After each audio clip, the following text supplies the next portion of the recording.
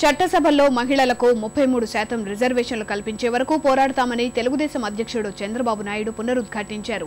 మహిళా బిల్లును ఆమోదించే పరిస్థితిలో కూడా కేంద్రం లేదని ఆయన విమర్శించారు. రాష్ట్రంలో మహిళా కమిషన్ పెడితే దాన్ని కాంగ్రెస్ సర్కారు భ్రష్టు పట్టించిందని ధ్వజమెత్తారు. ఎన్టీఆర్ ట్రస్ట్ భవన్లో జరిగిన రాష్ట్ర తెలుగు మహిళా సర్వసభ్య సమావేశంలో బాబు పాల్గొన్నారు. పావల వడ్డీకే మహిళలకు రుణాలంటూ కాంగ్రెస్ ప్రభుత్వం వారిని అప్పుల్లో ముంచిందని విమర్శించారు. గ్రామ స్థాయిలో పార్టీని పటిష్టపరచాలని మహిళా నేతలకు చంద్రబాబు పిలుపునిచ్చారు. ఉద్యోగాల్లో కాలేజ్ సీట్లలో 33% రిజర్వేషన్లు ఇవ్వాలని మనం సంకల్పించాం. 33% రిజర్వేషన్ కూడా పెట్టాం.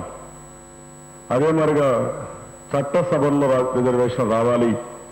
96లో ఫస్ట్ టైం మీరు చూస్తే భారతదేశంలో తెలుగుదేశం పార్టీ ఎన్నికల ప్రణాళికలో చట్టసభల్లో 33% రిజర్వేషన్లు కావాలని మనం పెడితే ఇప్పటికి 16 సంవత్సరాలు అయింది. కానీ ఇంతవరకు కాంగ్రెస్ పార్టీ ఎప్పుడు కూడా చొరవ తీసుకోలేదు. దీన్ని అమలు చేసే పరిస్థితి కానీ పార్లమెంట్లో పాస్ చేసే పరిస్థితి రాకుండా పోయింది.